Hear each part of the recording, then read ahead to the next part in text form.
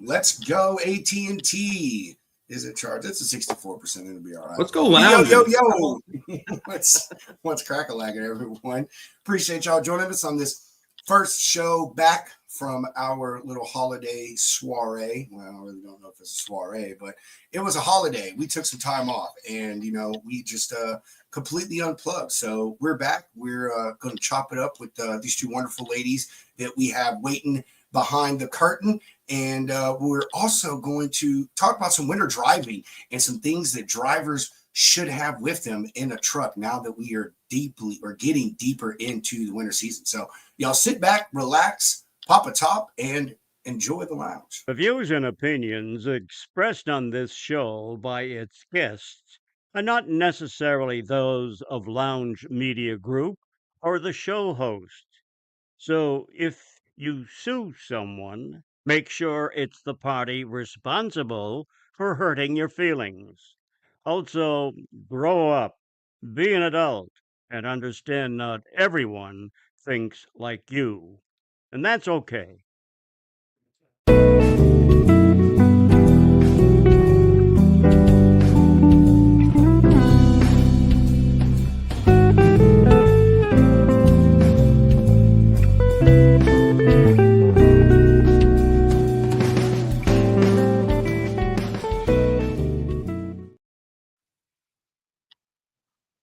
Pedro Potato. How you doing, bro?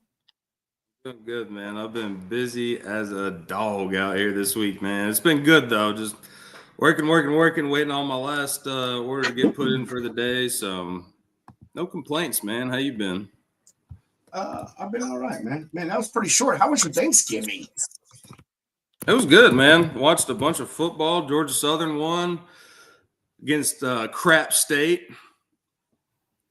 F y'all. And Tennessee Volunteers beat the Vanderbilt Commodores in true fashion. So did that, hung out with some family, ate a bunch of food, took a bunch of naps, and then ate some more food and took a bunch more naps, and just got some rest in, man. How about yourself? I've been okay, I guess, for the most part. Thanksgiving was great. It's always great. We do Thanksgiving with my side of the family, and the Petersons, we ain't about that bullshit. So it's always a good time, man. We just sit back, drink, and watch movies, watch football, catch up. So never a problem, man. And Kat does all the cooking. If you are a follower of this show for any amount of time, you know that my wife is like the best cook in the freaking world. We're trying to get her to make a cookbook, but she does not. She doesn't measure anything, so we're trying to figure that little part out. But it was great, dude. It was awesome, man. We did a couple of turkeys, ham, had a good time, and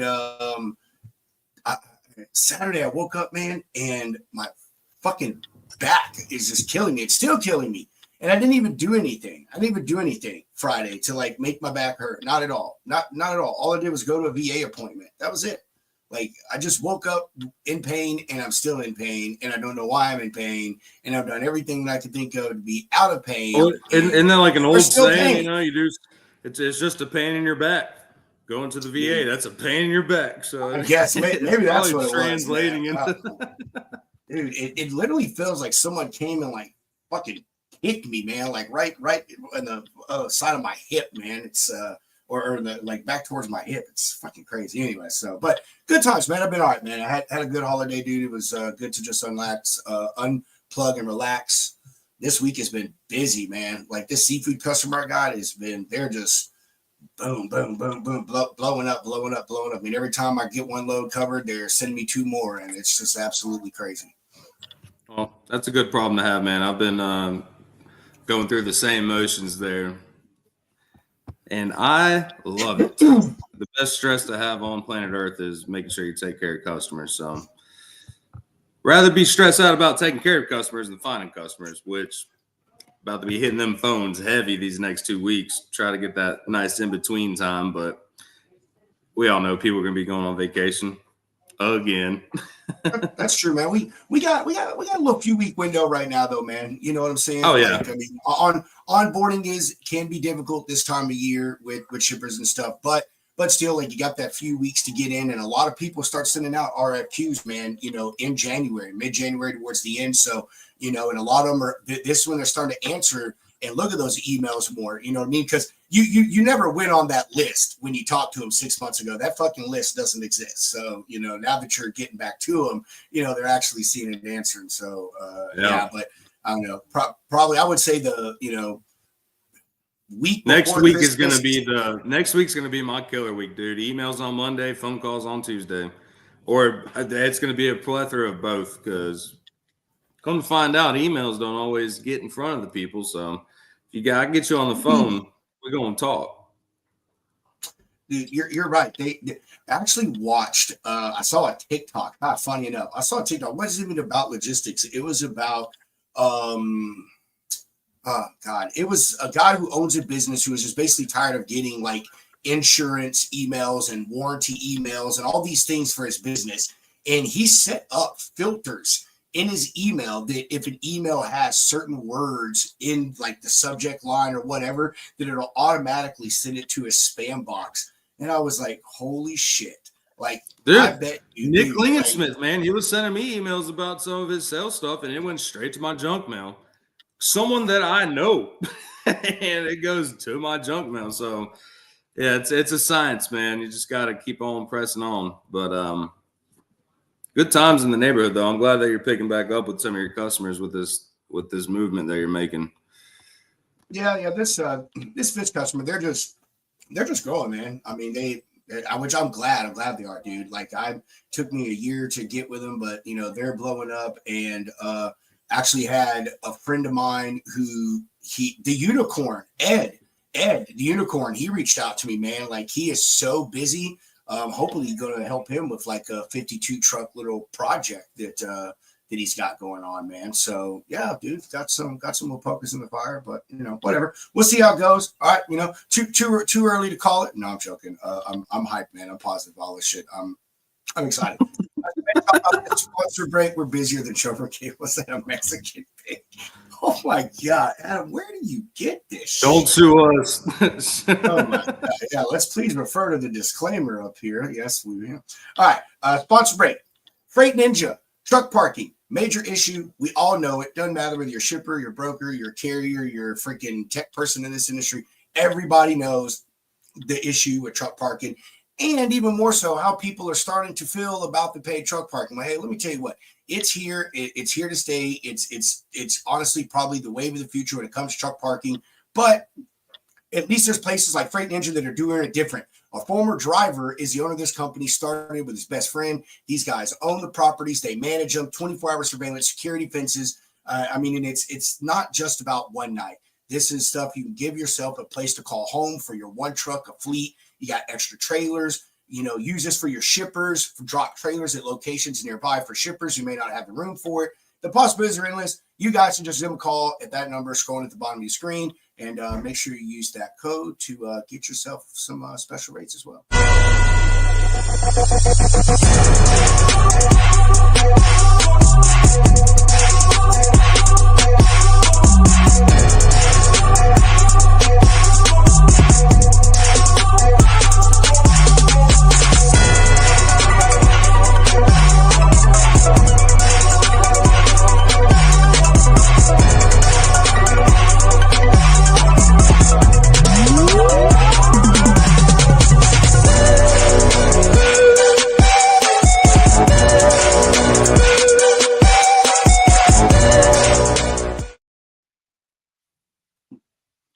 Doing it differently there at Freight Ninja.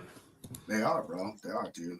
100%, man. I love those guys. They're fucking absolutely fantastic. I've been so messing with Chris yesterday through text. I was telling him, I was like, man, I can't wait to tell you this stuff I've got to tell you that Hunter and I've got going on, dude. It's going to be so amazing, so fantastic. And he's like, you really? I'm like, yeah, dude. You have no idea. It's going to blow your mind. And he's like, oh, is it that good? I just got going. And he was like, dude, stop texting me. Oh, man. All right. Hey, let's go ahead and get some news out of the way. Like I said, we're going to talk about some stuff for the winter season here for all you drivers. Where the hell's my? Why is the video not playing? Play video.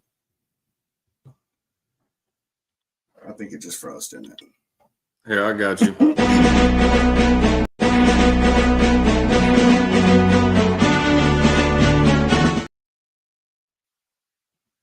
All right, I have no idea if anyone can hear me because I think everything froze, but we're just going to go ahead and roll right into it, and hopefully this all gets caught on video. Here, I can hear you. Let's see. All right, cool. Yeah, I can see it. All right, yeah, leave it up. All right, this one comes from the late great Dave with Smart Trucking. This guy's been in the business for 100 million gajillion years. Is well known for the very good information he puts out. So winter driving conditions are back for most of the country already, and they will obviously be back for the rest of everybody coming to the end of December. That means that there needs to be a change in your driving habits. It takes skill to properly navigate the hazards and danger that winter weather brings to the roads. And we here in the lounge, why do you keep pulling my thing down, Mr. Howe? Because you can't see it. You can't see it. Oh, It's okay. a blank Well, screen. whatever. Well, at least All right, though. It's all right. well, that sucks. Whatever. Dang, it shows it on my side. All right. Anyway, however, all right. Winter driving. Yeah, we're going. The winter weather brings to the roads, and we in the lounge want you to be prepared. So we found an article. Like I said, it is by the late, great Dave McMillan from Smart Trucking. If you don't know who he is, go just search Smart Trucking on YouTube. He's got a bunch of great videos. He passed away a few months ago, but that's not the point of the story. Here we go. Here are the tips that he gives. One, slow down. This should be a given, but for some reason, people cannot just seem to make this one thing a habit, period, much less during winter driving. As we all know, at-fault accidents are mostly due to excessive speed. Keep a bigger, safe buffer zone around your truck. You should already be having space between you and other vehicles. Be scanning your mirrors constantly to see what is on the sides behind and obviously looking in front of you. During the times when the road conditions are bad, you want to give more room between you and other vehicles so you have more time to react accordingly to the conditions. Don't travel as part of a pack. See this tons and tons when I was a driver. For some reason, trucks, especially, they like to gather up in these little convoys and follow each other, and you just all ride on top of each other and think, oh, because the one guy's doing okay, I'm doing okay, and we're all going to be okay. And that is just not always the case. Goes back to that, giving yourself a bigger buffer zone. Don't travel in a pack. Give yourself room, and you drive the way that you want to drive. Don't let other people lead you or pull you. Do not follow the taillights of the vehicle ahead of you. This is something that people think is what you should do, but obviously, I mean, think about it. If that car is not paying attention, they go off the road and you're following their taillights, you're going to go off the road with them. So just be paying attention to the road in front of you, and if you can, try to see ahead of those taillights any bit that you may be able to. Never push beyond the limits of your equipment. Make sure that you know what you and your equipment can handle. That is very, very important. Stay parked. If you're nervous about driving in bad weather, drivers, hey, park that truck.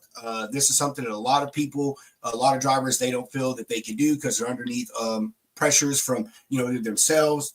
Man, sorry, I got something in my throat. Themselves or brokers or whatever it is. And this also goes to another point that Dave makes in this, and that is don't be a hero for those same reasons. Like if the weather is bad out there, you don't feel safe in the conditions, or you know that it is bad in the place that you're going to eventually end up in. Just stay parked. Don't be a hero. It is better to have that load rescheduled. Everyone's going to live. Nobody's going to go out of business. It's going to be just fine. Keep an eye on your trailer tires. Make sure that you're watching your trailer tires often, especially when you just hooked up to a trailer. You obviously want to do this to make sure that your tires are spinning, and just like I said, especially hook up to one. A lot of times those trailers have been sitting. The condensation left in the lines can cause those trailer brakes to freeze up, and it may only be on one side. So the other side may be spinning, and then one side may not. So make sure you look at your trailer tires. Check your tail lights. Make sure you keep them clean. Also, same thing with your headlights, your blinkers, and all the other lights on your truck and trailer. When you're especially riding around in snow and ice, that stuff cakes up. Those things get on their layers, and it makes it hard for other people to see you as well. It gets on your headlights. It obviously limits the amount or the distance that your headlights can travel. Use good solid judgment. This one goes also back to the staying parking as well. If the weather is so severe while you're on the road, get off the road. If you think it's going to be severe and it isn't yet, then plan accordingly so you can make sure that you are parked safely. If something happens, do not park on the shoulder. Don't stop on the shoulder. Try to find at least an off ramp that you can get off the highway. I've seen this a lot. People will just park on the side of the shoulder because it's the visibility is bad, whatever the case may be, and they just pull over. Man, please don't do that. You were just asking yourself to get hit, especially in those conditions. It happens so much more often. Avoid using your Jake brake. They say, hey, this also goes with the wet weather, but especially in the snow and the ice, you want to try to limit using your Jake brake. I don't care what you say, drivers that have been doing it a while. Even I used to feel that way. Just don't use a Jake brake. It can cause you to have problems and affect you braking properly, cause you skid, all these things like that. This was my favorite. Keep your fuel tanks topped up. This is something that a lot of people, even company drivers, I remember they wouldn't do this stuff. They just weren't consistent about making sure that their fuel tanks were full during the winter season. I mean, it's something happens, you get stuck on the side of the road or whatever. You want to make sure you got plenty enough fuel in as well. And it also adds more weight close to the drive tires as well. So the more fuel you have in there, also helps with adding more weight to the drive tires, gives you more stability. Final thing, I want to show this on the screen, but it's probably not going to show because the other one isn't. But let's talk about winter driving kits or winter kits for drivers and the things that you should have in your truck to be prepared for the winter season. That again, I think a lot of drivers, even maybe some of the seasonsmen out there, don't think about, because maybe they only go 1 or 2 days away from home and then they're back at the house. They have a little short run. Well, hey, shit happens. It can happen anywhere. It snowed in New Orleans once. Okay. So, I mean, just let you know, bad winter weather can be anywhere. It can shut things down. So some things that you want to have in your kit: warm clothing, including a winter jacket, a good winter hat, gloves, mittens, and also some insulated socks. You want to have a lined, waterproof winter boots. Get yourself some extra blankets and or sleeping bags. Make sure you have plenty of food and water, specifically dry food. Maybe you run out of diesel because your tanks were topped off and your fridge don't work because you ain't got no diesel and it took your batteries out and you can't charge your batteries. So you want to have plenty of dry food. This says propane heater and a lighter. I don't know if I trust most people out there with a propane heater and a lighter in a truck, but to each his own. Some methyl hydrate or alcohol for your airlines. Man, this is one of the first things that I learned my first winter out there. I had some trailer brakes frozen and God told me to go buy some alcohol. So you definitely want to get that and put that in your kit. You want to have extra fuel and filters, extra windshield wipers, extra washer fluid, tire chains, and you want to have yourself an extra cell phone charger and like a backup battery. So, you can add or take away from that kit as you please. But there we go. No, that was a long news story. Kind of didn't intend for it to be. I didn't realize it so much, but these are all good things. Like I said, winter weather's here. There's always new drivers out there, and even the seasoned vets, you can always learn something new, that you didn't know before. I made sure I packed my flannels. Hey, at least DIY packed his flannel insulated thong before it got cold, so anything helps. But yeah, that Gore-Tex, just be prepared. Check the weather before you go on the road. Know the lanes you're running. If you're going northeast, you're going to get hit with some cold-ass weather, so be prepared. And that's about it. We said this last year. A million times, man. It's good to remind people. I'm going to bring it up every single year because it's just a good thing, man. There's always new people watching and stuff, man. And this ain't just for the drivers. This is also for the brokers out there, man, or the transportation managers, the fleet managers, and the dispatchers. Like, share this information with your drivers and shit. Look out for each other out there, man. So, spread the love, spread the information. All right, cool. And even our drivers, man, last week or the week before, that snowstorm that went through New Mexico, cats stuck out there for days because the snowstorm ripped through. And it gets cold out there. Yeah. It's cold. You start running out of diesel, and you can't just run that the entire time. Yep. Yeah, sure. So all right, man. We kept these. Yeah. Let's run it. So we got to have that back on here, man. All right. We kept these ladies wait long enough. So let's go ahead and bring on Tahira and Ann from T5 Transit.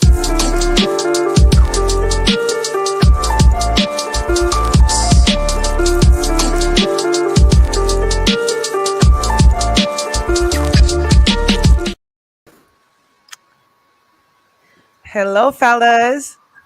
Ladies. Hello. I like the intro. The intro wasn't too bad, Rob. Yeah. I was trying to do your music that you wanted though. I already had it all planned out. I was going to do Tahira's hobby with your music to it. So see, it's going to be a mix of both of you. So yeah. Anyway, what it is what it is. We still give grade A production here in the lounge, even when the internet signal is crappy and you can't run the program you want to run. Welcome, ladies. Thank you so much for joining us.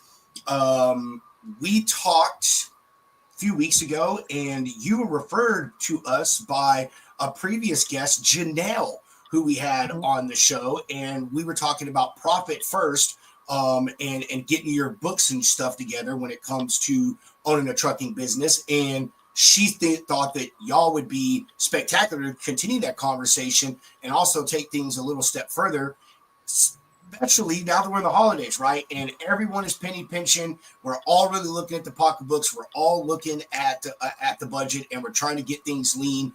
And also, we're coming into a new year, aren't we? A new, brighter 2025. People think that this is going to be the year for our industry, so I think this is great to have you two ladies on here. And we're just going to start you off like we start everyone off, and that is, who is Ann and Tahira, and how did you become the co-founders and partners in T5 Transit?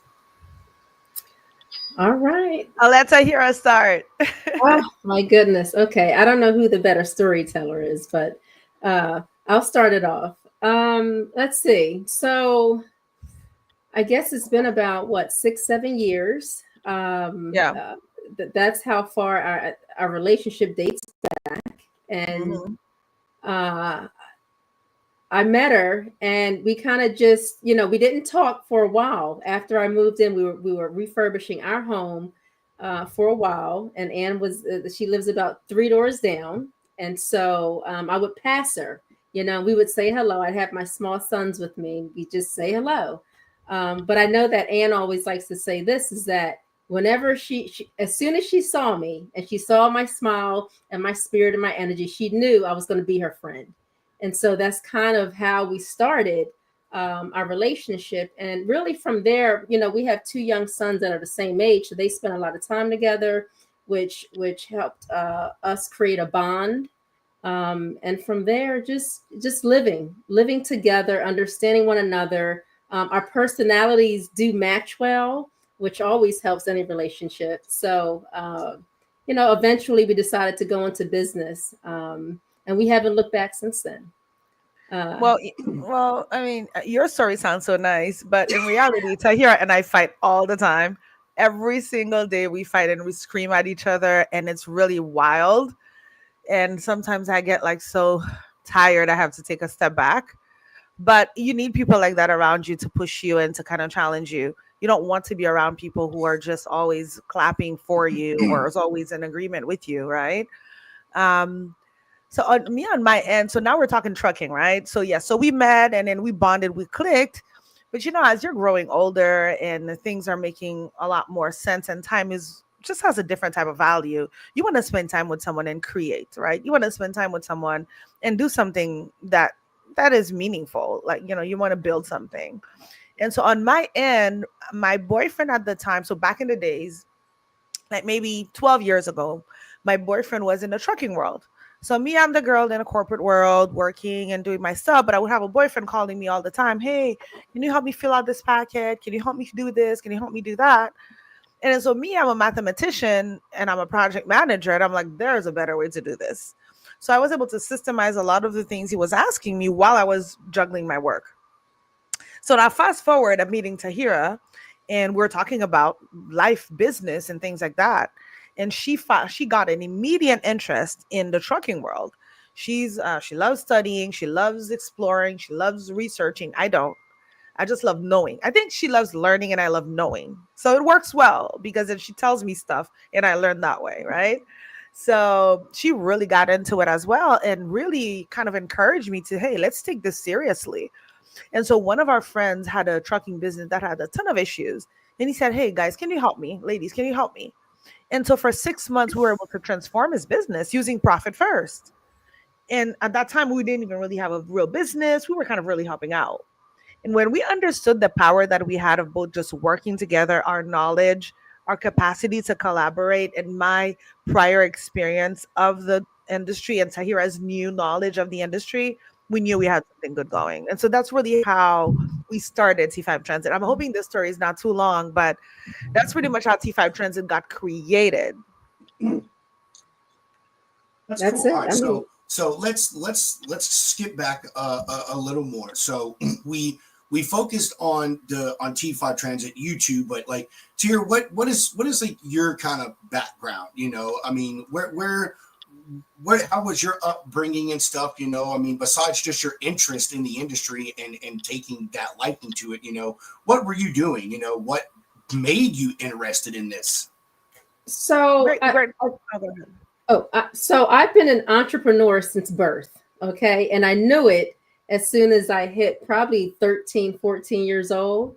And so I always would seek information and would ask questions. I'm someone who questions a lot, trying to understand, okay, how does this work? How does this work? And so when I've been homeschooling my children for a while. And so I've been at home, being a homemaker. I also am a trader. I'm very skillful in many things. I also cut hair. I learn a lot, right? Like an expert would, right? Not just anything shabby, right? If I could go and learn how to build a house, I would do it. No time for that though. But I put myself and I immerse myself and I engage. And so, being home, watching Anne, watching her son, understanding some of the things that she wanted to do, right, and her goals in the future. I said, you know what? Why not create a business together? This is someone that I know, I like.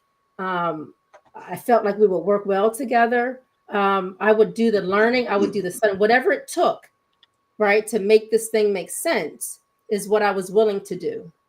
And so that's kind of how it started, is that I was here, I was home, and I had the time. I made the time. I like that. I like the entrepreneurial spirit. I like that. And it, I do. I don't know what to say. Good shit. Good shit. I can't say it any better. And what about you? Same thing. Like, Yeah. You told us about the boyfriend going back and stuff. So like we got that. What were you doing in the corporate world? I don't think you said that. Maybe I missed it. But what were you up to? So I have a double major. So I was the girl who was always into like corporate world, right? So born and raised in Haiti. I mean, the biggest aspiration at the time was, why don't you go work for a bank? Like, be like this person that wears a suit all the time. And so that was my dream and goal. So when I left Haiti and I went to Montreal, Canada for college, you must know my only objective was to work for someone. I did not want to be an entrepreneur. I did not want to do my own thing. It was about that external validation, right? And so, because, if you work for a big corporation, you're walking into this big building, your nice suit and stuff, that's the life, right? So I did that for a while. So I have a double major in mathematics and economics. And then I'm also an actuary. So I'm a risk specialist. So I studied hard. I became an actuary and I had this big job in the corporate world for the longest time. And I was really quite good at it. But what I learned was throughout my career, I learned at what I was good at, right? One of the things I was really good at is explaining tough concepts to regular folks who don't know what an actuary does or mathematics and things like that. I'm able to break down very complex concepts to anyone. So I found a lot of people gravitating towards me. The junior people were working with me a lot. The clients loved me because they felt less intimidated, right? You're working with a Fortune 500 company client. The people working there are not necessarily the brightest necessarily. They just have the role. And then so you as a consultant are there to make them look good. And I knew how to do that very well. So I was able to see, okay, well, they love to hear me speak. I'm in the rooms with with all the people. But what I realized is maybe I was missing an opportunity to have a bigger impact because I was like skipping my community and going to help a bunch of other people who, I mean, yes, they valued me, but I was never able to help the people around me. I never had the time. And when I recognized that a little bit of what I knew could help somebody tremendously, that's when I decided to become an entrepreneur. Because I recognized that I had to do maybe deliver less, but manage more because you're running your business. But it's really giving the small entrepreneur what they need, which is not as complex as what a Coca-Cola company or a Home Depot or Stanley Black and Decker, what they need to run their business. So if I'm able to solve their financial problems, I started to focus my energy into, let me see if I can solve some small business problems. Because again, my boyfriend would call me for the same issue all the time. And I was like, you should not have to call someone 10 times for the same thing. Or why don't you have this system in place? Or why don't you? So I saw how quickly I was able to make the connections in different industries, and specifically the trucking industry. And also I love the trucking industry because there's a ton of money in it, right? So it's about retaining the money. And so I was like, wow, this is a game. It's like a game of chess. Well, not even a game of chess. It's like a game of cards where you get to play the card the right way and then you get to win the game. So I just like the challenge, and then meeting the right person too helps. The right person who has the background that you don't have, and now bringing it together. So now we're here and we're doing this thing, and we've been doing this thing for like, well, T5 Transit, I mean, like 2-3 years now, almost 3 years that we've been doing this. So, and we're really happy with it. We're really happy with the value proposition and how people are receiving it, and how every time we present our company, people are like, oh my gosh, where were you guys 10 years ago? This is exactly what we needed. And so that's how we knew we were doing the right thing, is by being in the right industry. I want to say I loved the example that you gave. I've never heard anyone use that example, and this is now what I'm going to use. Is you call the trucking game a game of cards. I like that. I love that. I've heard people say checkers and all this. You know when to hold. But it's a game of cards, because in the game of cards, the cards change. You know what I mean? Right. And it's just about having the right hand to get yourself and win that hand, and then level up to the next pot, or whatever the case may be. You know what I mean? When chess, you're looking at that long game, and trucking is the long game, but it's a lot of fucking short games to succeed at the long game. You know what I mean? So I love that. So going to use that now. So you kind of answered the question I was going to ask is, why trucking, aside from the boyfriend thing, but and to hear, maybe you want to give your answer too, because I'm sure it wasn't just Ann was like, hey, I want to do this. This is trucking. Come along and join me, buddy. I'm sure you had to have some kind of connection with this, but why did you stick with trucking? I mean, there are a lot of other industries and small things out there. Was it that personal connection that you had felt from your boyfriend, or was it, you see, and I know you see now, but like, there are so many people in this industry that are misled and need this information, and it's so easy if someone could just help them. So like, kind of what more was it maybe for you? So in our community, we know a lot of truckers. And so, yeah, it may have started with AC's boyfriend. But then, when he became a friend of mine, that it just changed. I heard him more. I saw him. He would ask me questions. And then, then he would start asking for help in other ways. And so I started researching, and I started, trying to understand the business some more. And so a lot of it made sense to me. And then, AC is always right there saying, you know what, maybe, but again, she was working full time, very busy. Right. And so it was maybe a couple months prior to you leaving your job, AC, where you actually started, or you at least attempted to join another group and start a company, right? Yeah. So I was not a part of that. And that's true. For a short period of time.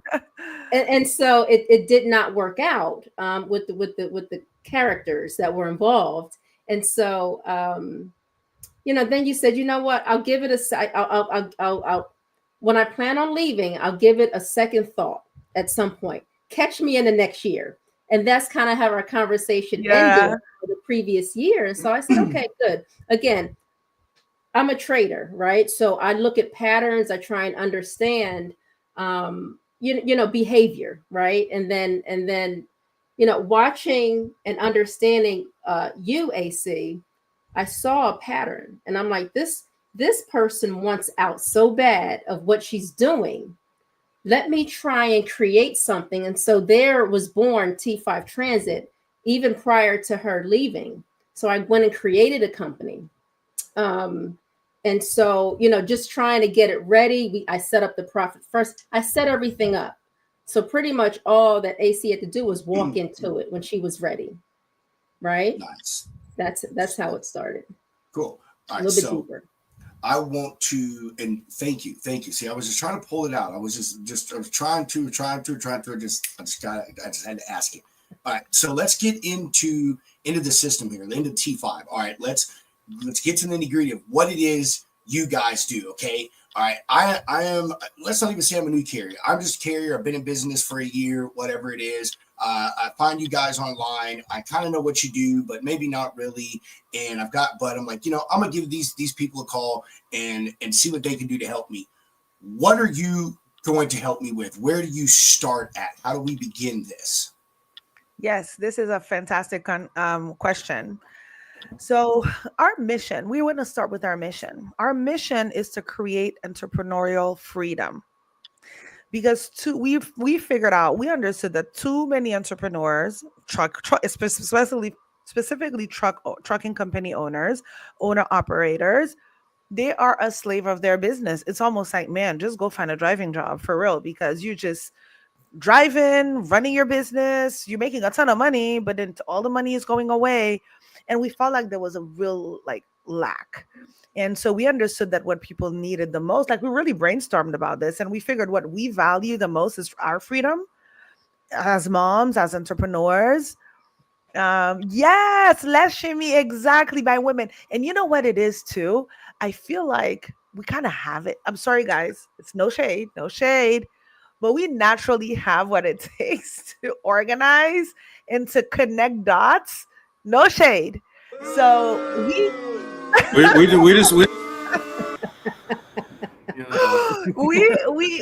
are able to we're the mothers, right? So we're able to come and solve problems. So we understood, we said, okay, if we had to offer solutions to truckers, to owner operators, you say you're an owner operator, you're a carrier, you've been doing this for the past couple of years, how can we help? We've decided to offer services at the basic level.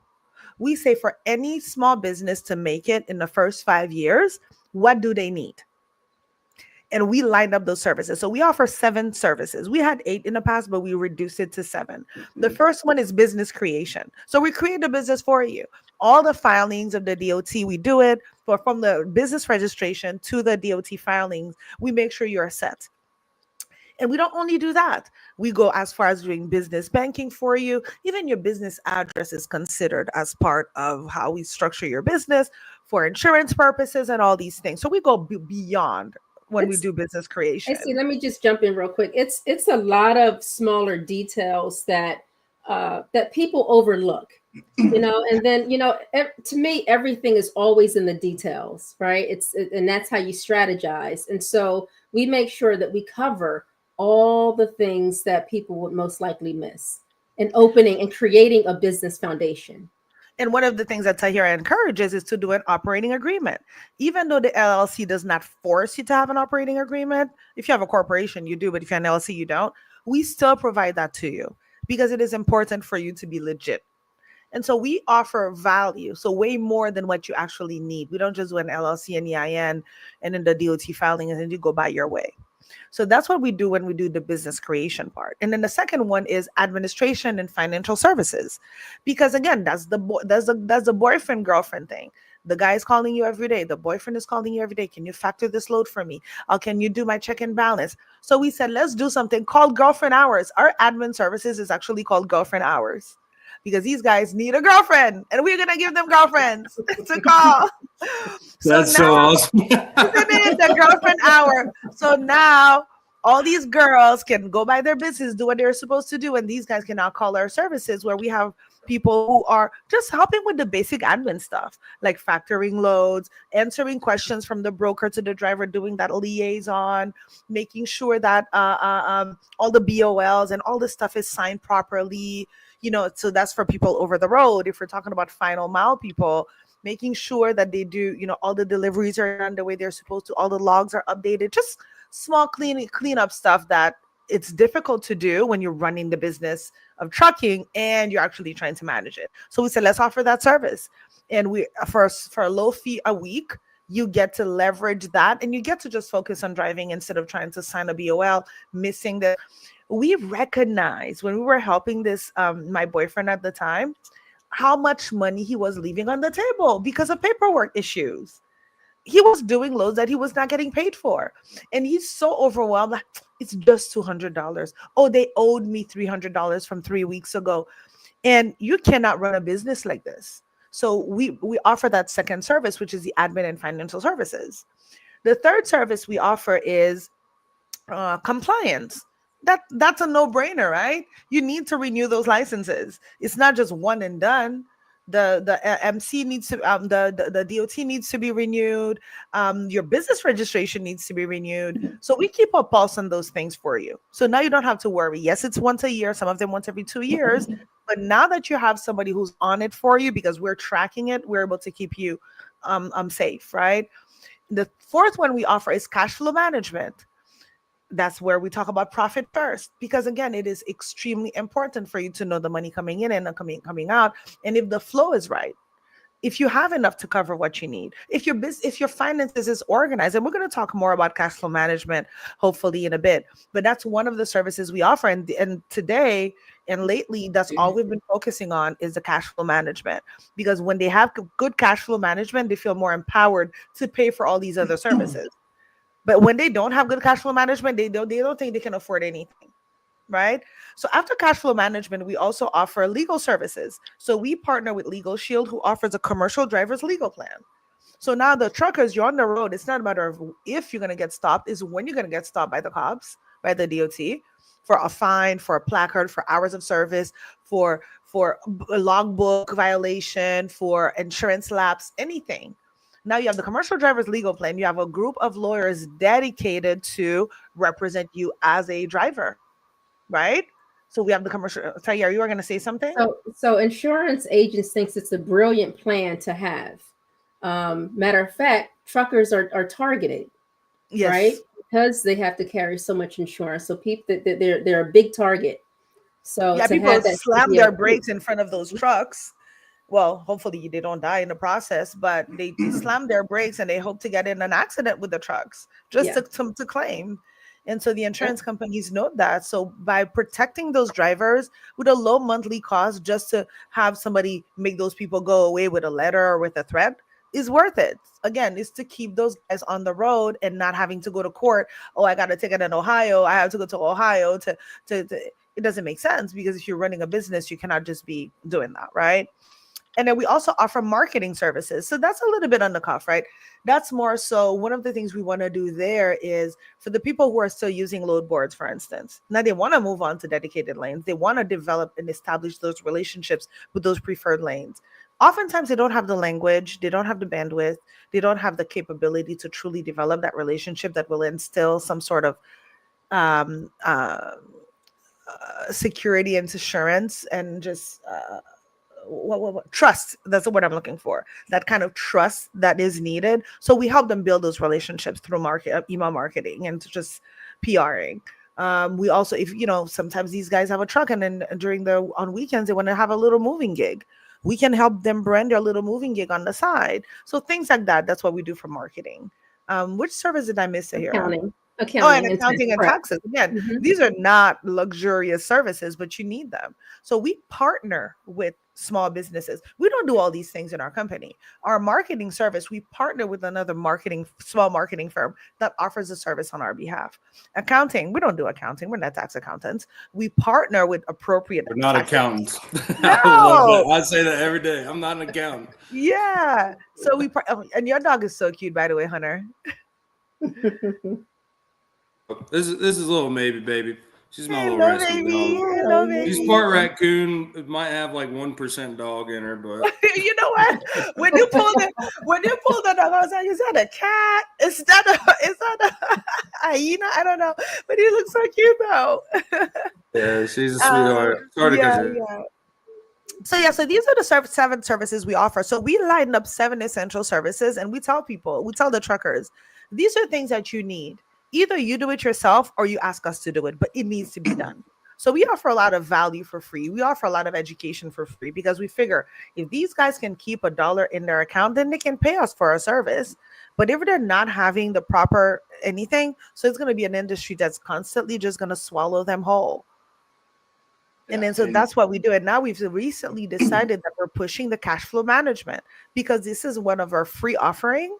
And we say, you know what, we have 7 doors in T5 Transit with those 7 services. We say, let's just open the cash flow management door because it's the cheapest. It is the one that's going to have the biggest impact right away to the business owner. And from that standpoint, they're going to be like, oh, now I can do marketing. Now I feel more confident to pay a tax accountant for real taxes, not just somebody quickly filing taxes, but a real accountant for my business. Oh, now I feel more comfortable paying for compliance services, for all these extra services that I probably before I would not feel comfortable because I don't know if I can afford it. I'm trying to hustle, do it myself. They say, the thing is when people reveal their finances to you, it's nothing more to hide, right? There's a story to tell once you allow your finances to be put out there and studied and understood. So, that's why that door for us is ideal to go into. And then again, with us being trusted advisors through Relay, it's perfect for us to help them with the money management part. It's perfect. All right, so I'm gonna move into the cash flow management as quick as can because I know that that's what y'all want to talk about. Like I could just see Ann sitting there. Like I can't see her seat, but I know she's on the edge of it. But I just want to ask a few questions. Maybe some things some people will think later on. But first thing, I assume. Do you offer all of these things a la carte, and then also maybe as broken up packages, and then also maybe one big bundle as well? Exactly. So we do something called full management. That's when you have all our services, right? You have most of them, probably because I don't think marketing is part of it, but most of our services would be full management. That's another thing too. When we started, we said, hey, you can get all our services for a slow monthly fee. We know they can afford it because we built the pricing. I know exactly how much they make, how much they spend, so I know how much they can afford. But we found out that they were still not biting. It was like too big of a step to take. So that's why we said, okay, let's create a journey. You're going to do step 1, step 2, step. So now what we're doing, we're adding on the services one on top of each other. And we're building a plan for them for a whole year. We say, okay, start with us for the first 3 months. You have this service. As you're growing, we're going to add those services until you get to become fully managed. Right? And we show them how they can afford it. And so that's comforting to a lot of truckers because they don't understand where their money truly is. So once we start using the accounts, they can see exactly what they can afford. So we're not looking to charge you, $100,000 up front, knowing that you cannot afford that right now. So we're holding your hand, we're working with you. We're partners. That's how we look at ourselves. It's your partner. I see what this is. It's like the damn Truckers Anonymous got me in an 8-step program. Yes, you got it, Rob. First I need to make amends with all the brokers and other people that and know that your life is not in control. Yeah. Oh, I love that. So hey, all right. So before we move on into the cash flow thing, what is the primary thing aside from the money, the cash flow thing that you see is the biggest problem with, and I want 2 answers because I want 1 with the newer people of the industry, and then 2, the people that have been in it for a while that are finally like seeing, hey, I need some help. So like what are the thing that people need the most help with the most aside from the cash management thing? I mean, I would say all of them, but let me try to think. So it's really a lot of the trucking owners that we are affiliated with, they're one-man shows. And so they don't understand that you need departments, right? It's really, you're running a company. They don't look at it like that. They think they can do everything. Yeah. And then they get burned out really quickly. And so that's how come at least, really 4 out of 5 trucking company owners, small ones, they don't make it within the first year. And so, it's a huge problem when you start, when we were talking with people, I'm asking them many questions. A lot of them go out of business and they're so sad, and they realize, well, I had all this money, and then I don't have all the money. Where's my money? So, go ahead. That's a very good point. Another big one, like I was trying to pick which one is the biggest, but for me, and Rob, we spoke about this before. So for the people who are not seasoned, right? For the new people, they don't have a good sense of what their expenses really are and what they represent. They underestimate their expenses. They underestimate insurance, and how if you spend 1 day not working or 2 days not running, the insurance is going to kill you at the end of the month because it's still running in the background. You just don't know it. So a clear idea of their expenses, which is kind of connected to the cost per mile, because in reality, you have to know how to make a decision when it comes to picking up a load. And they are very emotional in the way they make the decision. Very emotional. Oh my God, you're going to pay me $3,000 for this load, but then I'm driving more. Like, it makes no sense, right? Or, oh wow, I'm getting $1,500, but then I'm driving 2,000 miles. It doesn't make sense. So you got to try to figure out how to make those decisions in a quick and systematic way. And we found out that the cost per mile is definitely a really quick, easy way for people to do it. For people like me, I code this thing very easily in Excel. I have it in Excel. There are some people who have apps that you can utilize for something like this. So not just for new people, but what I found out for the more seasoned people, they do not know how to balance their fleet. They keep running after those trucks, those secondhand trucks, buying trucks. And what I found out, this is the actuary, risk management person speaking. You should probably not own more than 20% of your fleet. When you first, even if you're a large trucking company, you should not own more than 20%, because what happens is they run on luck. So they spend 2-3 good years. Let's say they buy a brand new truck, 4 good years. And the moment that the truck breaks down, because it will break down, it's not a question of if, it's a question of when. They never have a plan. So I've heard so many times those guys get out of business because their truck broke down. How can you run out of business because your truck broke down when your business is based on a truck? It means you had no plan to a plan B if plan A failed. And they typically don't have that plan. And third, insurance. They mismanage their insurance. They keep thinking they're covered for things they're not covered. If I'm an insurance company right now, I'm super happy because a lot of those guys are paying for nothing. They're paying for absolutely nothing. So me, if I'm Progressive, I'm going to let you pay because you're not covered. You're just paying me for something you think you're paying me for. You're not even covered.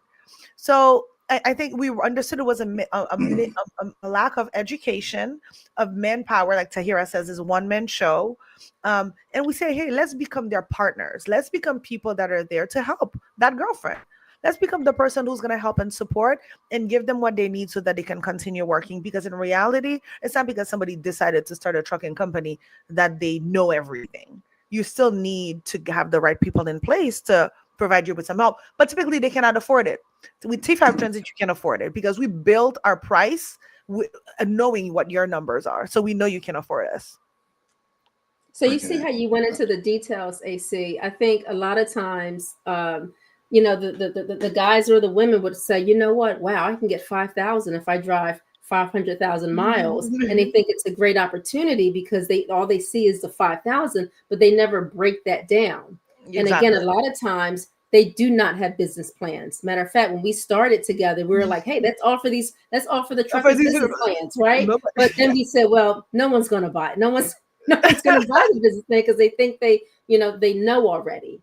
And so we had to just come at it in a roundabout manner to offer them a financial plan is what we do. We offer a financial plan now. And the financial plan is more, is they understand it more because it's more actionable. Yeah. Mm-hmm.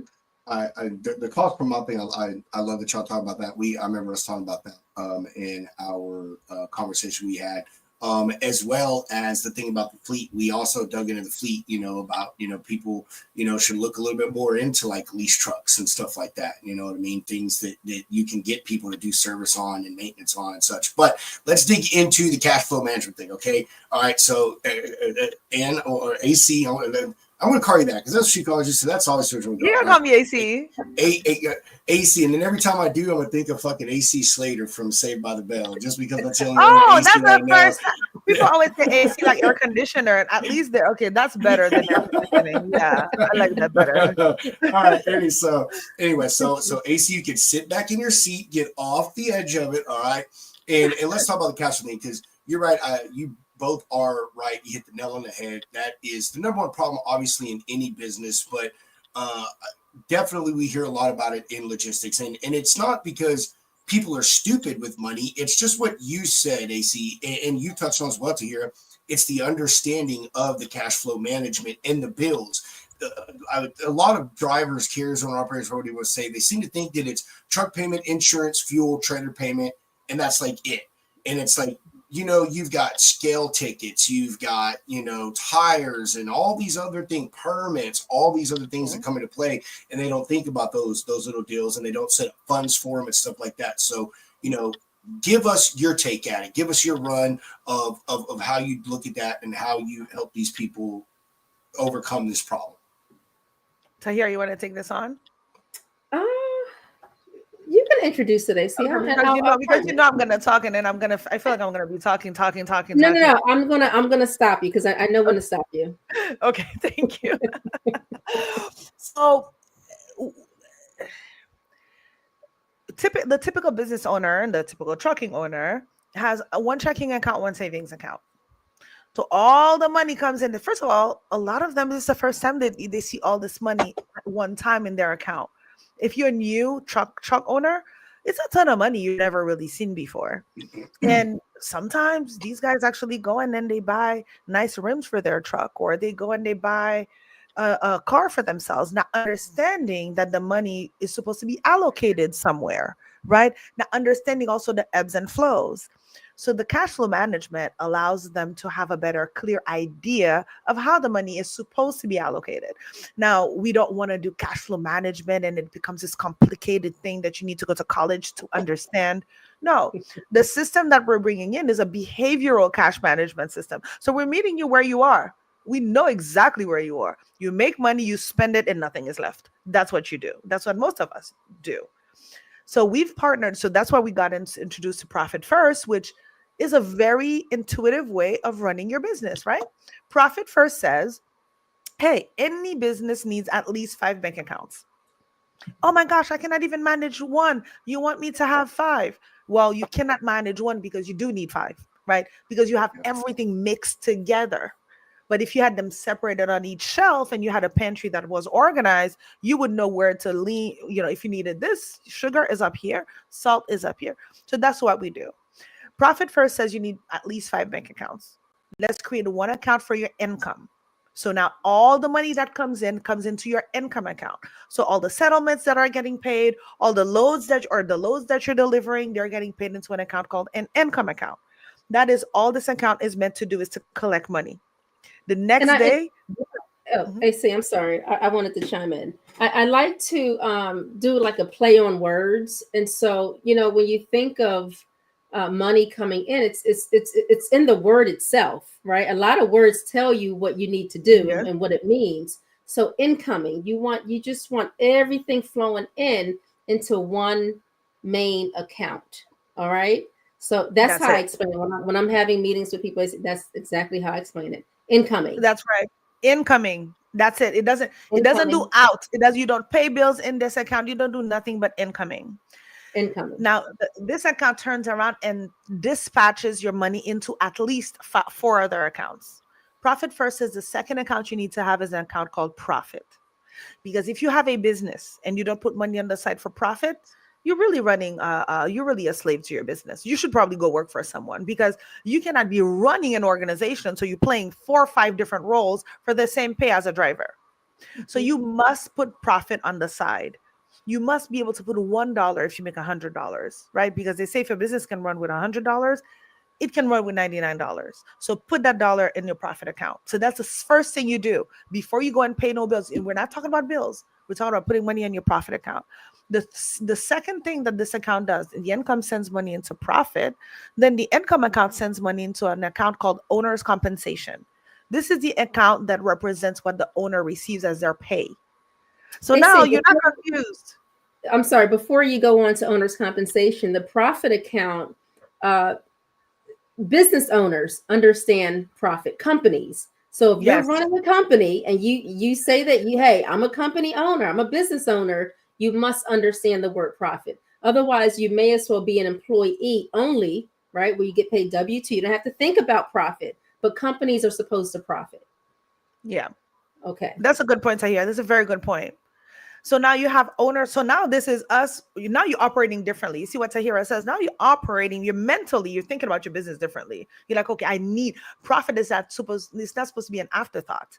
Profit should be my daily habit. How do I make this happen? Right? So now you talk about owner's compensation.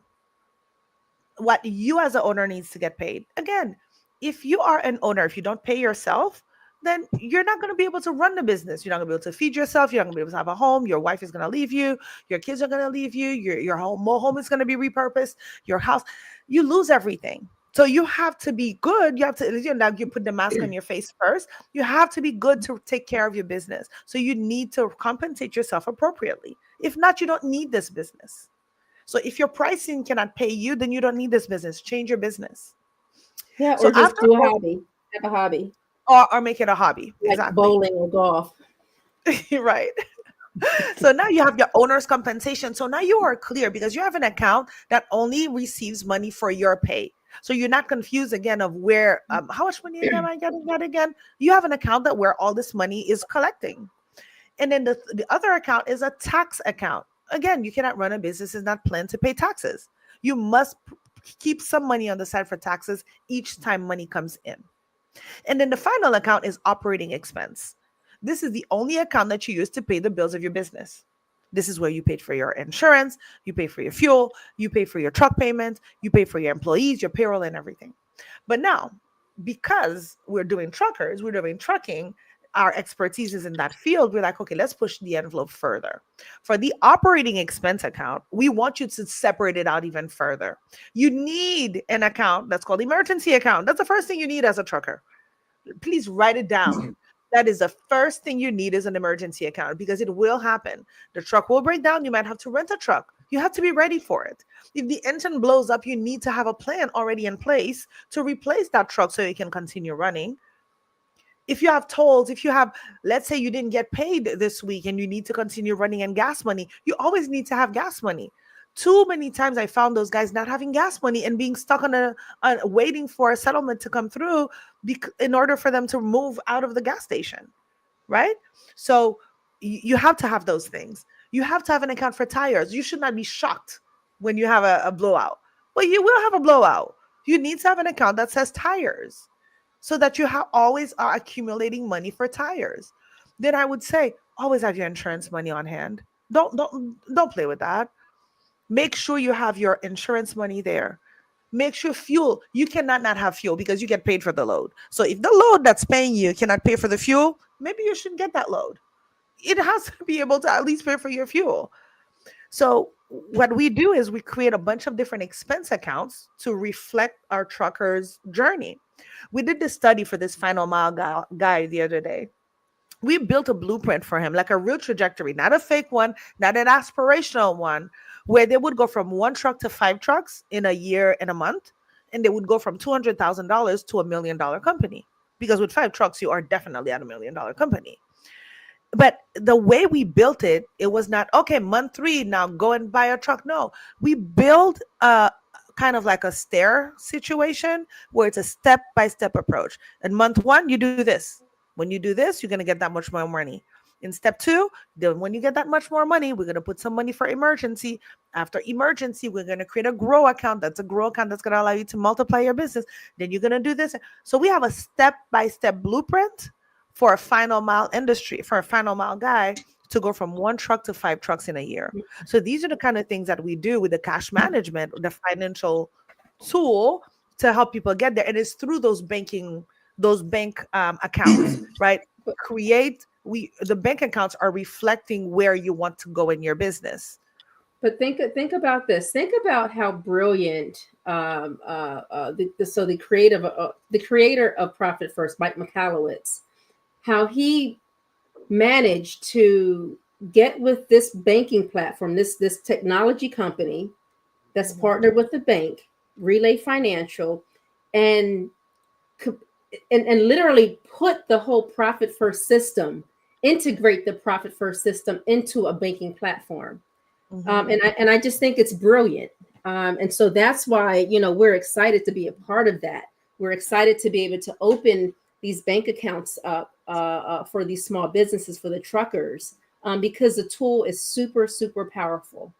And one of the features I hear, you want to say like the feature that we absolutely love, that makes this tool like the best tool. She knows I love the feature. Well, I'm gonna let you, but it's a few tools, it's a few parts of it that I love. And it's number one, it's being able to open your phone, open your app or your tablet for a driver on the go, see your accounts. You have these individual squares, right? And whatever you label them, income, whatever expenses, you see your money right there.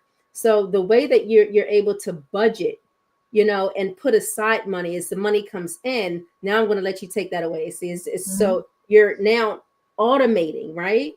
So go with it. So another thing that Profit First does. So Profit First, when it was created, it didn't have Relay, which is a financial institution that's now partnered with Profit First. So before, for Profit First, you had to take your calculator or an Excel spreadsheet, and every week or every month or every 2 weeks, you go and you allocate your money. Okay, I have $10,000 in income. Let me go ahead and transfer this amount in this account, this amount in this account. And you would do this manually. Now they've partnered with Relay Financial, which is a money management platform, a banking and money management platform that allows you to do those things automatically. So, and I believe Relay is still probably one of the only ones that offer the percentage-based transfer. What does that mean? So it means that whether you make $100, $10,000, $1 million, the money gets divvied across these accounts in the systematic way. So you can say any money that I receive, 5% needs to go towards profit. 20% needs to go towards fuel, right? 15% needs to go towards insurance.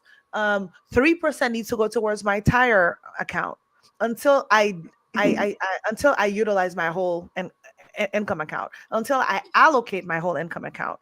And now this is you replacing the job of 3 people in your business. Because look, when I used to work, go for it, Rob. So I want to ask before you keep continuing on, is so do you help people figure out these percentage of stuff, and to me I want to say cost per mile, because honestly that's really what it is. What you really need to know is your cost per mile, and that is in my mind your foundational thing, what it costs to kind of make your truck move. But do y'all help people figure out these percentages, look at their business and say, hey, you need to put this here, this is how you go, and with that, do you have one set formula, or is everyone a little different?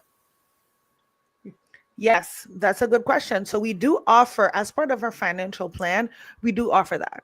So if you are just utilizing the Relay platform, it's free. So you can get it, you utilize it, you use the percentages you want. We continue providing you with free knowledge, because every Tuesdays at noon, we have an office hour where people come on and they ask all the business questions they have, all the cash flow management questions they have, and it's free. Now, if you want our coaching services, then yes.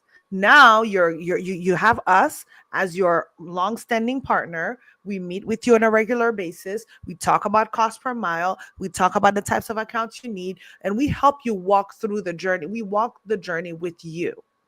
Versus you right now, you could go into the Relay platform. It's free, because that's what we wanted to offer, something for free. We wanted people to start utilizing it themselves. And we tell you, hey, for a business who makes about $250,000, here are the target percentages. Now you're not there. We know you're not there. But normally for a business in the general industry that makes less than $250,000 a year, 5% should typically go towards profit. Like if you look at a healthy company, they would find that in the US, 5% goes towards profit, 15% is typically saved for taxes, 30% is how much they spend on expenses, 50% of the income is how much they pay the owner, because they are the owner operator at this point if you're making $250,000, right? So these are the targets. But what we found out is when we do the assessment of those businesses, specifically truckers, about 80% of their income is actually in expenses. They barely pay themselves 10, 15% of the income. They have no money in profit, no money in taxes. So this is where they start. With our coaching program, we can help you go to where you need to be. So we walk you through the steps to get there. So either you pay us and we help you get there, or we give you the knowledge and you try to do it yourself. But we want to make sure that we don't leave you with nothing. So it's always, like I said, for T5 Transit, is things that you need. It's either you do it or we do it for you, but it needs to get done. I like that approach, and it's a good solid approach because it's not forcing people, into them and saying, hey, you have to pay us to do this. And I'm a big educational, informational person, and let's be 100% real. If you didn't give it to them for free, they're going to find someone who's going to, and then you're possibly going to lose that paid business they're going to give you. So I like that a lot, but also, giving them the option to help y'all, which is really what a majority of the drivers really need, is that full thing. Because, just like I told Hunter that I put in y'all's post, and I put the post is about the show is, being a driver isn't a picnic. And then you add on all the other jobs and professions that you have to know and be besides a driver. You know what I mean? You got to be a marketing person. You got to be an accountant. You got to be a claims person. You got to be all of these different things. And that, you are not. And maybe even if you know those things, most drivers don't want to be those things either, which is funny. Y'all use the girlfriend reference because that's exactly what it is. Most of the girlfriends and the wives are the ones that do most of that stuff. So, that's good. And they don't like it, Rob. They don't like it. They complain all the time. They're like, oh my gosh, he's calling me again. Oh my gosh. Hey, they didn't sign up for it, you know what I mean? But us as guys, we just, make that natural assumption, you know what I mean? Yeah. So, but we got to flip it. I'm sure there's some boyfriends out there that are in that same boat, you know what I mean? That there are some ladies or some drivers calling up Mark. Hey, babe, I need you to freaking fill out this packet for me. I don't know what it's. I've never heard this from. I don't know. We would need someone to post a comment saying, "Okay, yeah, I'm in that position." I don't know. Yeah. So yeah, it's really interesting, and when we offer that, we've noticed how people feel when they implement Relay in their business. And again, the tool is free, and people are like, oh my god, why is it free? Well, because banks only make money off of your deposits, so they just want you if you notice, all the banks out there are paying you to come on their platforms. So that's what Relay Bank does, same as all the other banks, is they're getting people to utilize their platform. So they pay us, they partner with a company like ours to help them to help them do that. They know that our focus is trucking. They're developing, and we're actually a strong partner with them in even making the system and the tool even more effective for truckers. Right now, it's fantastic. But it can always improve in the sense that, even the visual, I'm always thinking about a tree. But when I'm thinking about the account structure, I want people to be able to see it in the form of a tree instead of this one next to each other, just things like that, so that people can even have a better feel. We want people to just open their phones in the morning and know exactly what's happening in their business. Not, oh, I'm missing the settlement, and then this account is going to come, and then this, and you're doing a whole math in your head, when in reality, the platform does it for you. So now you have 2 or 3 financial assistants working for you for free, and gives you that clarity. You see your money in your profit account. You see money. Oh man, I need to send my wife the rent money, or I need to send my wife the grocery bill. Well, go into your owner's compensation account. Whatever you have on there is what you send to her. There's no more, oh, I'm sending too much money and I don't have money for the insurance. Oh my God, she has to send me the money back before the thing. I've seen it all. So now you have and on top of it, Relay. You could even say, okay, for that owner's compensation account, I want my wife to have access to that specific account. I don't want her to know my tax money. I don't want her to see what's in my profit account. but I want her to have access to my owner's compensation because this is my pay. This is for the family. Now she can just go in. She doesn't even need to call me. Go into the account. Whatever is there is for us, babe. I'm hoping that's what y'all say. It's for you, babe. It's yours. Yeah. Well, well, say married people. We have like, Yeah, we have silence. I don't We know how have many silence. we have. I don't know how many I've got one, she's got one, we've got one, I've got another, she's got another. I don't fucking know, savings accounts, who knows, man. Yeah, Tons of them. yeah. But I'm not gonna lie, she does have access to all of them. So, but to me, but I mean, to me, that's also more just a safety measure. You know what I mean? Like, Yes, of course. hey, something ever happens, I don't want the bank telling my wife she can't have the damn money that's there for her in the first place. So, but, I like the system that you two have going on, and just the whole idea in itself. In this whole time I've been sitting here kind of thinking about what y'all do, and I just keep hearing the term like carrier management. You know what I mean? Is what keeps popping up in my head, because although a big thing that you like to focus on is the cash flow management, which is extremely important. I mean, definitely trumps all of them, because without proper cash flow management, you can't pay to be compliant. You can't pay your insurance and all That's these right. other You things get and it. stuff like that. But, all of those other minuscule things are also things of great importance, even that business creation stuff, I mean, there is a lot that goes into it. Like I'll tell you this, when Hunter and I created the Lounge LLC, my wife literally sent me a TikTok about a new document that I've never even heard of, that no one tells you about when you go and you open up your business, and it's called your BOIR BOI. form.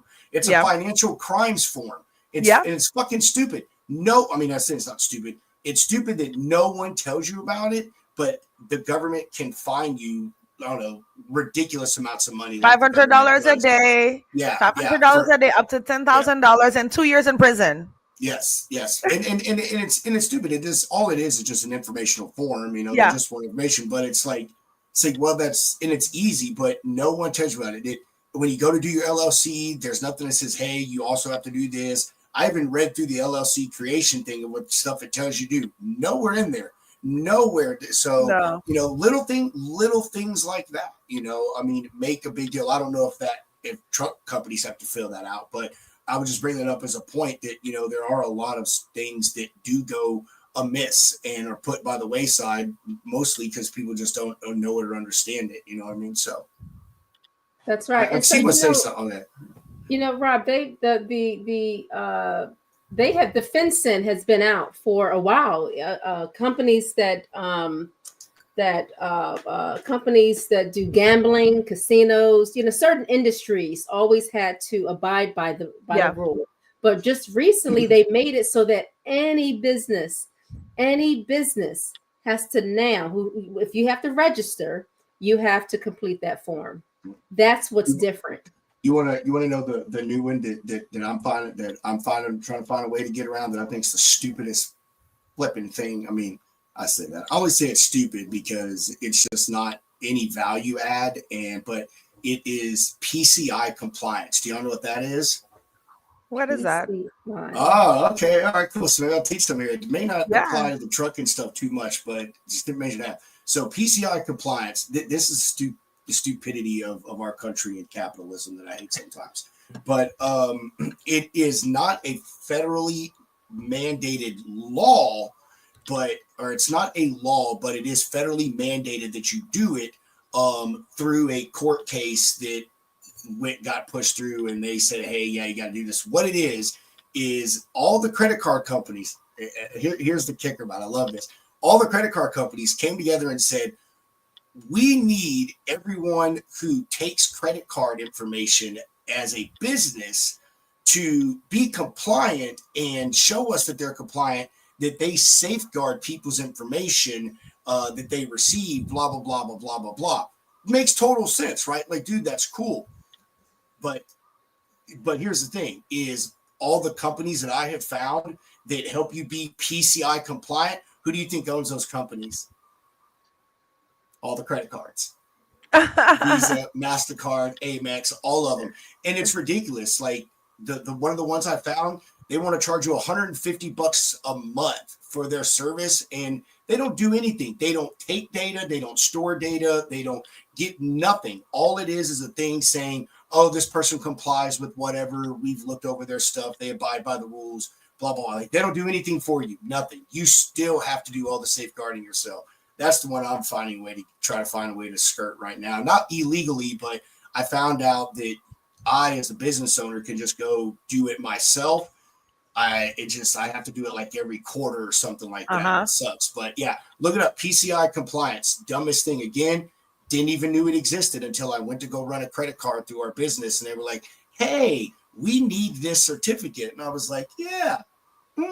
So, you know, it's like ridiculous. It was ridiculous. So yeah, but there you go.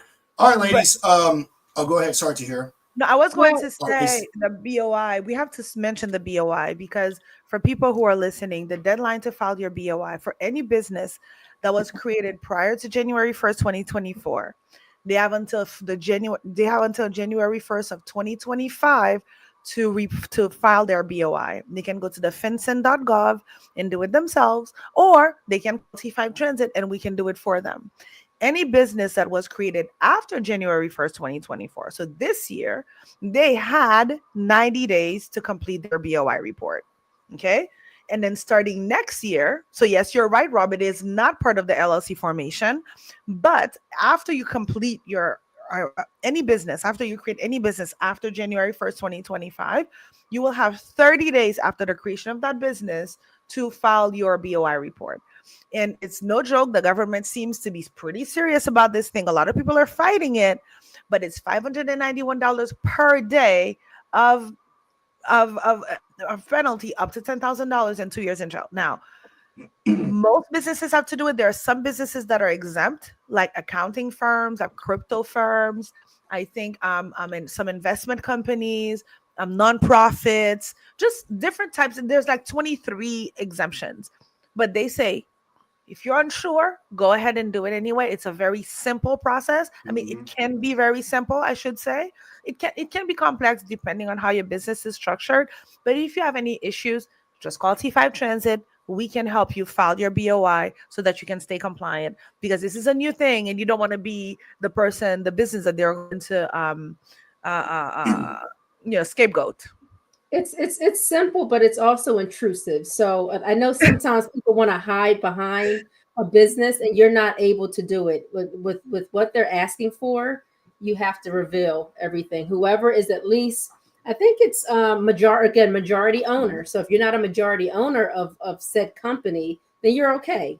But if you're affiliated with it in a major way, then yeah, you have to reveal yourself. Yeah, ours was pretty simple. I mean, it's like you said, AC. Like, it depends. They ask you questions about your business, so I don't know. Maybe that was just simpler for us, but it wasn't. It was too bad. You just download. I downloaded a PDF form. Had to do it. You have to take a picture of your driver's license and upload that and stuff or whatever. Like, it was pretty easy. But you're right here. It does ask you some personal stuff. You know, your like who you bank with and your social security number, stuff like that. You know what I mean? But I will say the PDF, it is a protected file. Like I had to redo it twice because once you do something, it like locks the damn section. So it is a protected file. So I would say, whatever you put on there is good, and you just upload it directly to a government website. So, but yeah, it's crazy. $600 a day, man. Absolutely freaking nuts. And again, TikTok. My wife was just scrolling and saw this and was like, babe, you really need to do this. So yeah, it's absolutely ridiculous. Yeah. I get it. I get it. It's like, it's a financial crimes thing to make sure, you're not part of money laundering or anything like that. So like, yeah, I get it. It's not asking you to pay anything. It's not a tax or whatever. So, I mean, I don't think it's that big of a deal. It's just, again, I think they should just tell people about that stuff. You know what I mean? Yeah. But ladies, we're going to chop out here. Hunter and myself both have some appointments that we need to get to after this. But we absolutely enjoyed having y'all on. Like really did. I love the passion that you two have behind this, and I love both of your stories, personally, and how you came together and how y'all made this happen. And what y'all are doing. It is needed. It's a good thing, and I like that both of you also are informed in this industry. There are people in your position. This is me being real with y'all. There are people that do what y'all do who are fucking idiots and do nothing but give people bad information. I'm serious. It's all over Facebook. You can go look it up for yourself. There are a ton of people that try to do this, and they jerk people around. They yank their chain. They don't do stuff properly, and they mislead people. So, and none of them that I see give anyone for free. So I also think that is a big accreditation to you two ladies, and the belief that you have in what you do and what you're trying to provide is you're giving people options to steal free information. Say, hey, you can help yourself. We can help you a little bit, but if you want us to deep dive, obviously you need to pay us for our time, which I find nothing wrong with that. Go capitalism. Anyway, Tahir, we're going to start with you, since AC controlled the majority of the situation. She did the same thing on our call, didn't she, Tahir? Yeah, we were talking about you after the call. I'm that person. We were like, man, she would not shut up. No, I'm joking. It's good because I'm the same person. I'm the same person, AC. So it was good to have someone else do it for a while. I'm just Tahira, any exiting comments, questions, concerns, updates? Do you want to give yourself or the company some plugs, social media, website, whatever? Yeah, so we definitely anyone can reach us at our website, t5transit.com, and that's t5transit.com. You can also book a consultation. It's in big, it's yellow. We have a beautiful website, so just check it out. Book a consultation. You can get on our calendar. We can open a free relay account for you, right? The platform doesn't cost anything as well. You can contact us. You can text us. Same phone number, 770-525-6125. And then you can email us, right? We have Assistme, ASSISTME,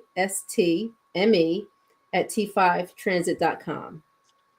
Okay, so we're ready. We're standing by, right, on the phone, by the computer, ready to open these accounts up and ready to start making some money, especially with going into the new year. So we're excited. Call us, utilize us. I don't say use us, utilize us, right? Get all the value you can out of us. We are here, especially during that office hour. We just want to partner. But we grow when you grow. And so that's just what it is. Very simple. Freaking A. All right. AC, she said it all for you. I think in the show. Bye, everybody. No, I'm joking. She did. I'm gonna try to come up with something. I have to say something smart. What can I say? No, really, I'm going to say the same thing. Actually, I think she said it all. We're really here to provide people with financial clarity. So get it. It's free. Like, why not? Right? Why not get it? Get it for free. We provide you with a ton of support every Tuesday, and then we have them on our YouTube channel as well. So if you're not able to attend on Tuesday, you can just go into our playlist and then you can watch to see what we taught that day. We answer a ton of questions, so you will gain a lot of value because we're playing the long game with people. We're not playing the short game. We're not trying to sell dish and out. We are playing the long game. We're providing you with value so you can become strong, and we build that trust. We have now, there's not one person who started doing business with us who's not doing business with us now, because they just trust us, because we are here to really help and support. Remember, we are mothers. Tahira was homeschooling her kids, right? So we are really into family and community and things like that. So now we're bringing this energy into business. So we're like mothering people almost in a way, right? Yeah. We're here supporting, educating, empowering, providing. And we figured when we found Relay, we said everybody needs Relay. Everyone needs Relay. It's free. It gives you something that you do not have, and it replaces 3 people in your business. So why not? Or if there's only one person in your business, it adds 3 people. It adds 3 people. That's right, Rob. Yeah, that's right. Yeah, look at that was nice, Pedro. That was nice. Yeah. I'll look for my commission check in the mail. Thank you. Yes. Oh man, this has been so fun. You ladies have got to come. You got to come back and hang out with us on a We would love freestyle night. to. We would love to. Yeah, you're now officially Lounge Lizards. So, you can, we're on every Wednesday and Friday. You come hang out with us, chop it up. Usually we're tipping back some drinks and just having a good old time. So I love the energy that y'all bring. And, things are always changing. So, you're always welcome to come back on, share new information with us anytime that you want to. So thank you very much for coming All and hanging out. right. We're y'all ladies can hang with us for a minute. We're going to do this final sponsor break, and then Mr. Hound and I will we'll get out this piece. Freight Ninja, what chaw? Dude, I'm going to record that. So when I do what chaw, Freight Ninja, truck parking done differently. What chaw?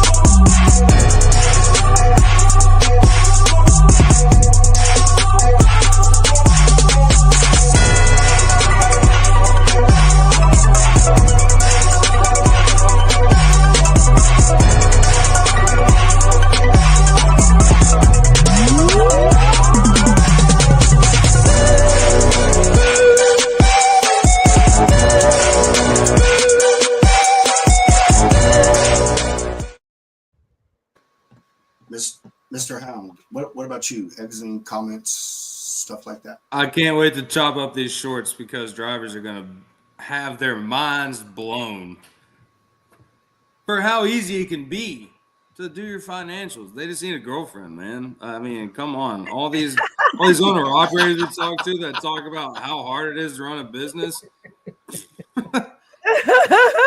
They're going to start getting calls. That's all I got to say. Y'all rock. Y'all they're going to start getting calls next week. Is this T5 dating service? I'm not allowed to be a girlfriend. We thought about it. We think it's like a dating app. Oh, that's so funny. Again, everyone, thanks for coming and hanging out with us today. Friday. Oh, Friday's going to be a good one. I got an old friend of mine, a veteran friend of mine. His name is Eric Rutherford, and he is an air traffic controller out in California, and he also has his drone pilot's license. So we're going to get him to come on the show, and we're going to talk about air traffic control and air transportation a little bit, maybe talk some drone stuff. And we have a possible special guest coming on the show Friday with Eric. We're also going to hang out and chop it up. And as the show is so nicely called, Planes, Trains, and Semi-Trucks. With that, we're going to get out of here. As I always say, chunk them deuces. Mr. Hound, roll that beautiful bean footage. The views and opinions expressed on this show by its guests are not necessarily those of Lounge Media Group or the show host. So if you sue someone, make sure it's the party responsible for hurting your feelings. Also, grow up, be an adult, and understand not everyone thinks like you. And that's okay.